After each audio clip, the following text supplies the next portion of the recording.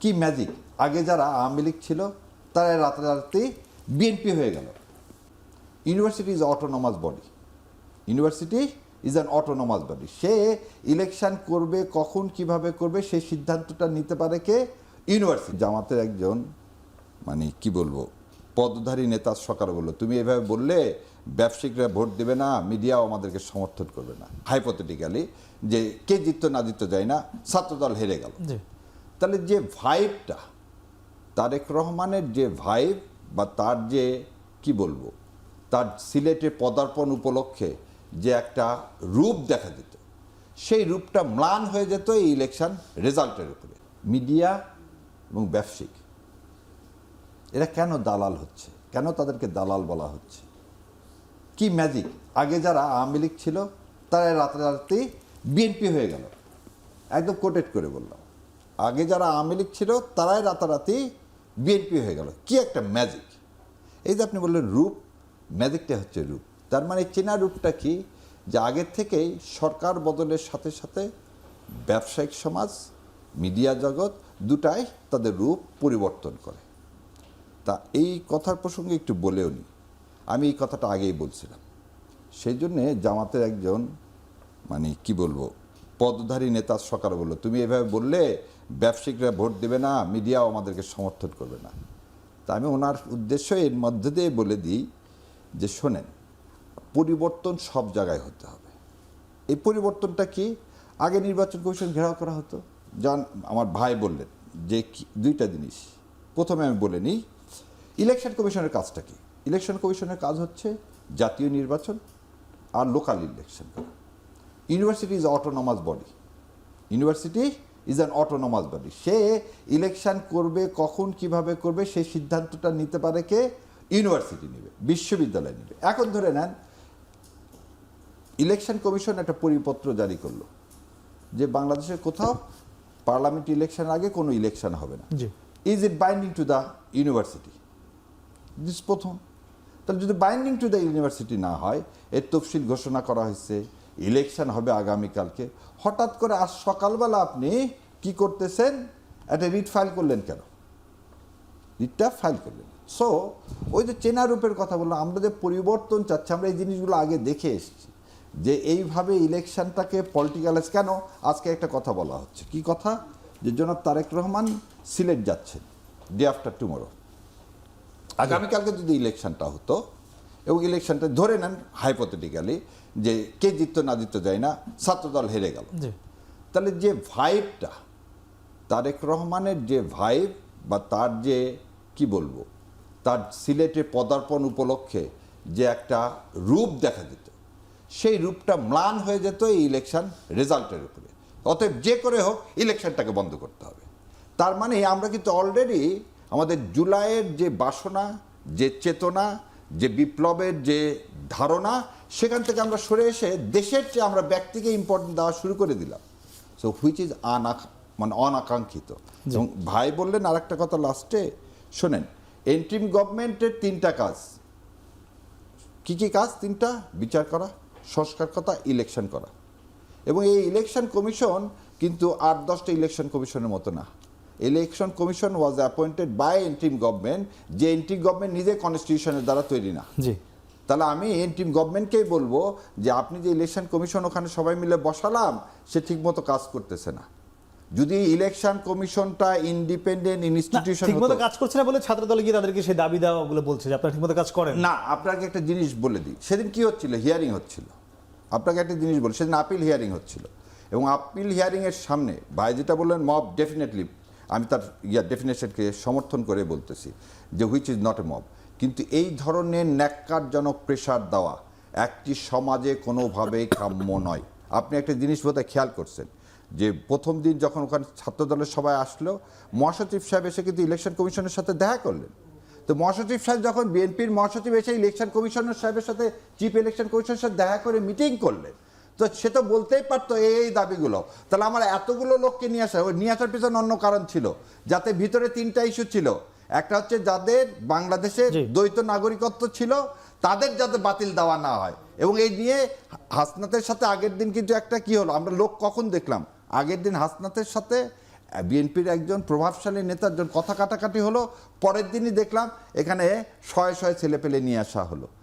Message is very clear. জি জি আপনার কাছে কি তাই মনে হয়? এই যে মানে আব্দুল্লাহ মিন্টুর সঙ্গে আমরা দেখলাম হাসনাত আব্দুল্লাহ বা তাদের আইনজীবীদের মধ্যে কিছুটা বাদানুবাদ আমরা ভিডিও দেখেছি, মানে বলছিলেন যে তারই একটি রেস ধরে এই শত শত ছাত্র দলের নেতাকর্মী দুটো যখন পরপর ঘটে রিলেট করার চেষ্টা হতে পারে, কিন্তু আমি একটা কথা আমি নিজেও মনে করি, নির্বাচন কমিশন অন্তত 2-3টা ঘটনায় দেখেছি আমরা ঋণ খেলাপের ক্ষেত্রে বা দ্বৈত নাগরিকত্বের ক্ষেত্রে খুব ভিজিবল অস্পষ্টতা প্রদর্শন করেছে। এটাকে আমি ব্যক্তিগতভাবে সমর্থন করি না। আমরা দেখতে চেয়েছি একটা নির্বাচন কমিশন খুবই স্ট্রংলি পারফর্ম করছে, খুবই স্ট্রং তার অ্যাটিটিউড দেখাচ্ছে। এই জিনিসগুলোতে ঘাটতি ছিল এই নির্বাচন কমিশনে আমি মনে করি, কিন্তু এটার সাথে যে এটা রিলেটেড আমি সেটাকে সেভাবে দেখতে চাই না। তবে যেহেতু ওই ঘটনার পরপর এটা হয়েছে, কিন্তু এই যে প্রবাসী বা এই যে পোস্টাল ব্যালট নিয়ে যে সংকট ছিল সেটা নিয়ে যথেষ্ট আলাপ আলোচনা হচ্ছে। এটা ব্যালটে যেভাবে মার্কাগুলো এসছে বা এগুলো কার কার কাছে যাচ্ছে, এটার মধ্যে আবার নির্বাচন কমিশনের দিক থেকে কিন্তু অস্পষ্টতা ছিল।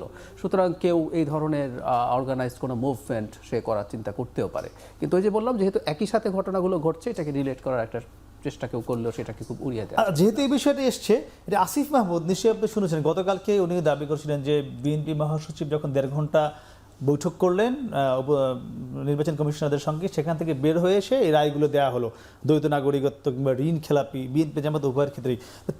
তাদের দাবি করছিল যে প্রভাব ছিল। উনি দাবি করতে পারেন, আবারও বলছি, কিন্তু আপনি যখন আপনাকে তাই মনে হয়? আমার মনে হয় না। আমি একটা কথা মনে রাখতে হবে, সেটা হচ্ছে আমরা জামাতকে দেখেছি গিয়েছে আগের দিন। একটা কথা মনে রাখতে হবে, সেটা হলো রাজনৈতিক দল, শুধু আমি এনসিপির কথা বলছি না, অল দ্য পলিটিক্যাল পার্টিরা মাঠে রেটরিক ব্যবহার করে। আবারও বলছি, সে কিন্তু চাপ জারি রাখতে চাইবে এবং এটাকে পজিটিভলি দেখি। তার কাজই হচ্ছে প্রশাসন এবং নির্বাচন কমিশনকে সঠিক পথে রাখা। এখানে একটা ঝুঁকি আছে জামাত এবং এনসিপির দিক থেকে, আমি এটা বলে রাখা ভালো। জি, মানে আমরা অনেকে মনে করছি দুই জোটের মধ্যে খুব টাফ কম্পিটিশন হবে, আমি মনে করি না। আমি মনে করি বিএনপি খুব সহজ একটা বিজয়ের দিকে এগিয়ে যাচ্ছে। এটার একটা প্রবলেম আছে। এটার প্রবলেমটা হচ্ছে শাহরিয়ার ভাই যেটা বললেন, বহু মিডিয়াকে কি বিএনপি থেকে বারবার বলা হয়েছে যে আপনি আমার জন্য এটা করেন, না বলা হয়নি। আমাদেরকে কখনো বলা হয় না। অ্যালাইন্ড হয়ে যায়। এটা আপনি চান বা না চান, শেখ হাসিনার সময় তো এই ধরনের চাটুকারিতায় অভ্যস্ত হয়ে গিয়েছিল সবাই। সে এখন নতুন কাউকে একই কাজ করছে।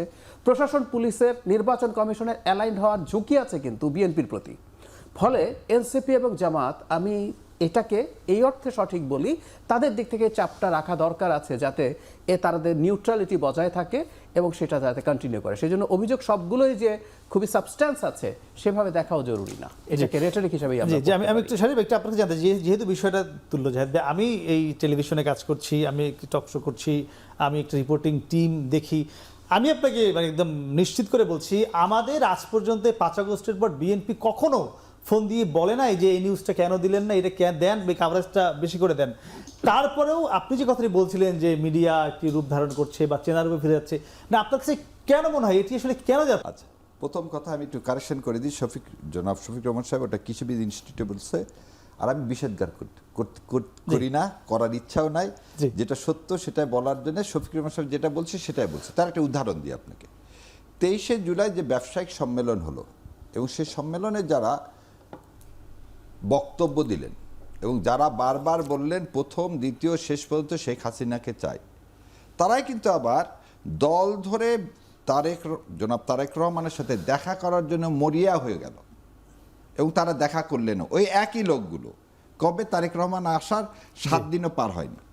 তাহলে ওই জন্য বললাম চেনা রূপটা। এবার আসেন মিডিয়ার কথায় আসি। যে মিডিয়াগুলো আমি এক জায়গায় বলছিলাম, যে মিডিয়া হাউসগুলো শহীদ রাষ্ট্রপতি জিয়াউর রহমানকে স্বাধীনতা বিরোধী বানানোর জন্য অপপ্রয়াস চালালো, তারাই আজকে আবার কি করতেছেন, ওনাকে স্বাধীনতা স্থপতি লাগাই দিচ্ছেন। স্বাধীনতার ঘোষক জিয়া যে অ্যাডমিটেড ফ্যাক্ট, সেটাকেও তারা কি করতেছেন, স্থপতি লাগায় এটাকে ভবিষ্যতে যাতে একটা বিতর্কিত করা যায় সেই কাজটা করতেছেন। এই যে অতি কি বলবো চাটুকারিতা, এই চাটার দল আজ থেকে নতুন না। এই চাটার দলের থেকে এই চাটার দল কারা? আমি আপনি সবাই। আমরা যদি পরিবর্তন না হয়, এখানে কিন্তু মিডিয়া হাউসের কথা বললাম না। আবার মিডিয়া হাউসের কথা যদি ধরি, আপনাকে এখন বলে দিই, আমি 71 টিভিতে আমি এই পরিবর্তনের পর তো আমি যাচ্ছি, 71 টিভি ড্রাস্টিক্যালি চেঞ্জ। 71 টিভি গত 15 বছরে যে ক্ষতিটা করছে, আজকে তো গত 1.5 বছরে ড্রাস্টিক্যালি চেঞ্জ।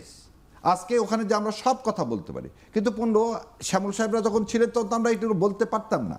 সো আপনাকে সরকার পরিবর্তন না, যেটা ভাই বললেন, উনি অনেক জ্ঞানী মানুষ, প্রজ্ঞাবান, উনি যে কথাটা বলছেন বিএনপি চাক আর না চাক, আপনি একটা ভাইব তুলতেছেন বিএনপি ক্ষমতায় যাচ্ছে, অতএব যেমন আমি একটা জিনিস আপনাদের মাধ্যমে বলি, আজকে কিন্তু জুলাই ছাত্ররা এসেছিল, এই ছাত্ররা জুলাই আন্দোলনের প্রত্যক্ষ যারা আন্দোলন করছে, এই ছেলেগুলো কোনো চাকরি নাই, কিছু নাই, কি অনিশ্চিত জীবনের মধ্যে চলতেছে। আজকে ঢাকা ইউনিভার্সিটিতে বলা হচ্ছে ছাত্র দলের একটা ভাইব উঠছে, কি ভাইব, যে বিএনপি ক্ষমতায় যাচ্ছে, যারা যারা ছাত্র দল করবে তাদের নাম এই লিস্টে থাকলে ক্ষমতায় আসলে চাকরি পাওয়া যাবে। আপনাকে একটা জিনিস বলি, পেট কিন্তু যত কথাই বলি, পেট তো আগে। আপনি তাহলে কম্পেল হচ্ছেন জীবনের তাগিদে।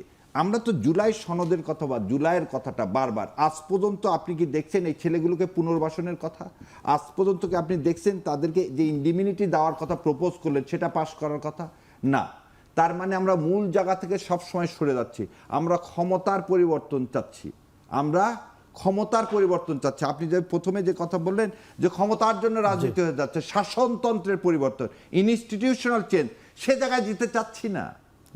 বাংলাদেশে ভোটার আছে যারা ধরে না, আওয়ামী লীগ এর আগে 25% ভোট পাইছে, এই লাস্ট যতগুলো ইয়া হয়েছে, ওর নাম কি, সার্ভে হয়েছে, তাতে দেখা গেছে জরিপগুলো 5% ভোটার ভোট দিতে যেতে অনাগ্রহ প্রকাশ করছে, বাকি সবাই ভোট দিতে চায়।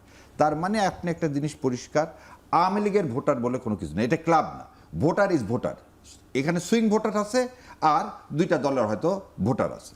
এখন যে জিনিসটা ভাই বললো, দেখেন election engineering, this is the call election engineering, যে কী ভাইবটা তোলা, যে প্রশাসন আগে বলে দিচ্ছে। যেমন দেখেন, এইটা আপনার মনে রাখতে, 1996 সালে যখন এই জুন মাসের এই আন্দোলনের সময় কিন্তু সেক্রেটারিয়েটে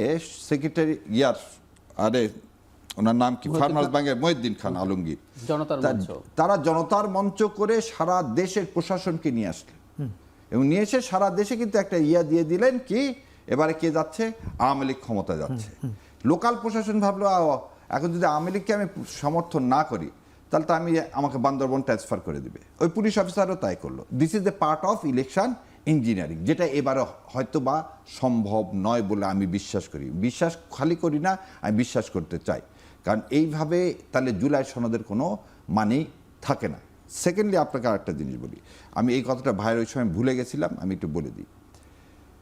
গত 4 দিনে আমি ইলেকশন কমিশনে ছিলাম এবং ইলেকশন কমিশনদের সামনে হিয়ারিং হয়েছে। অন্য কে কি দেখছে জানি না, আমার চোখে আমি অস্বীকার করতে পারবো না, ওনারা যথেষ্ট ফেয়ার ছিল। কেউ যদি বলে যে মহাসচিব আসার পরে রাতারাতি চেঞ্জ হয়ে গেছে, তা না। কিন্তু দেখেন, একটা উদাহরণ দিই, আসলাম সাহেব, সে হচ্ছে খেলাফি, 1600 কোটি সম্ভবত, 1600 কোটি টাকার। আগের দিনে সে ট্রাস্ট ব্যাংক দাঁড়ায় বলল যে ওনার বিরুদ্ধে আমরা সিপি ফাইল করছি, যে উনি টাকা দেননি, হাইকোর্টের অর্ডার মানেননি। পরের দিন ট্রাস্ট ব্যাংক এসে কি বলে জানেন, আমরা আর অ্যাপেলেট ডিভিশনে কন্টেস্ট করব না। ওই বেচারা ইলেকশন কমিশনাররা কি করবে, ব্যাংক এসে যদি বলে যে আমি আর টাকা নিব না ওনার কাছ থেকে, তার মানে কি রাতে একটা ফিটিং হচ্ছে। This is also a part of election engineering. আপনি 1700 কোটি টাকা যে লোক দিতে পারেন না, আপনি 10টা লয়ার এবং সব বিগ প্রমিনেন্ট লয়ার নিচ্ছেন, তাদের ফি দিতে পারছেন, আর ব্যাংকের টাকা দিচ্ছেন না।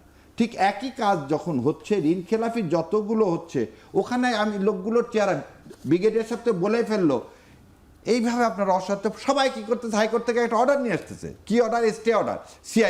সিআইবি মানে কি, আমার নামটা ব্যাংকে দেখাও না কি হিসাবে, ঋণ খেলাফি, কিন্তু আমি তো অ্যাডমিটেডলি ঋণ খেলাফি। তাহলে আমি যদি এইভাবে যদি পুরাটা সবগুলো এক জায়গায় থাকে, এই যে যেমন আজকে ইলেকশনের কথা বললেন, আমাদের যে জাজেরা ওখানে বসে আছেন, they are not the golden son of this soil. তারা জানে না যে আজকে যদি আমি ইলেকশনটা বন্ধ করে দিয়ে রিপার্কেশনটা কি হবে? তারা কি বোঝে না এই টাকাটা, এটা পাবলিক মানি। এই যে আসলাম সাহেবের কাছে যে টাকাটা আছে, এটা আমার আপনার টাকা রে ভাই, ব্যাংকের টাকা তো আসমান থেকে আসেনি। তো যে লোকটা টাকা না দেওয়ার অভ্যাস, সে সরকারে যে ভাই বললেন কল্যাণমূলক, কল্যাণ করবে না, আগে সরকারের কাছ থেকে কি করে নিবে, টাকা নিয়ে নেবে। তাহলে আপনি কাকে ভোট দিবেন? যে লোকটা প্রথম থেকে মিথ্যা কথা বলতেছে, অসৎ চরিত্রে, তাদেরকে দিবেন না। জি, একদমই।